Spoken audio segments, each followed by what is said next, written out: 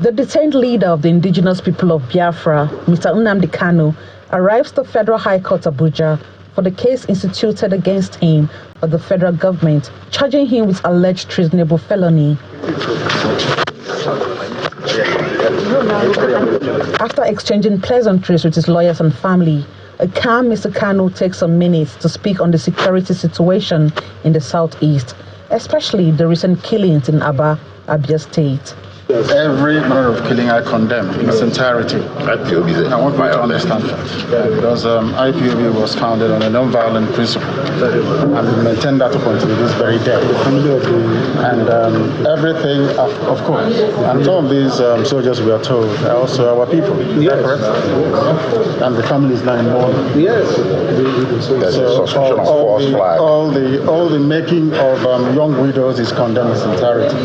I don't want it. The courtroom settles for the business of the day as the lawyer for the IPOB leader, Mr. Aloy Ejimako, informs the court of plans to file contempt of court charges against the Director General of the Department of State Services for not complying with the orders of the court to allow Mr. Kanu have access to his lawyers. Mr. Ejimako also wants the court to invoke Section 17 of the Federal High Court Act, which provides for reconciliation and facilitation of amicable settlement in criminal or civil matters, adding that trial cannot go on if his client's right to fair hearing is being questioned.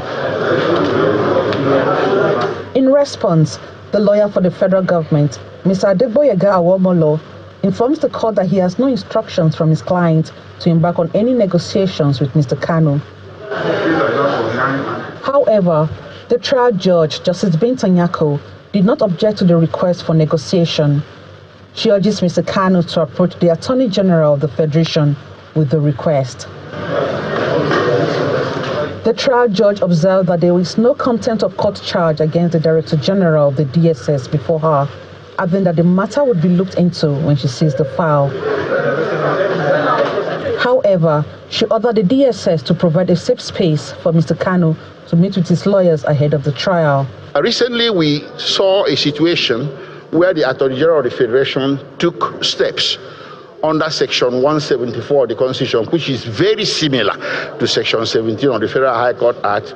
He took that position to discontinue the prosecution of two very high-profile cases in this country.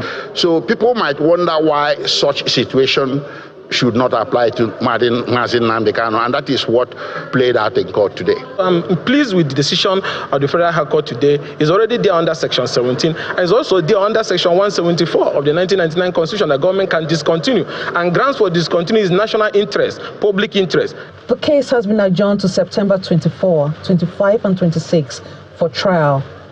Emanuela Ekele, Channels Television News.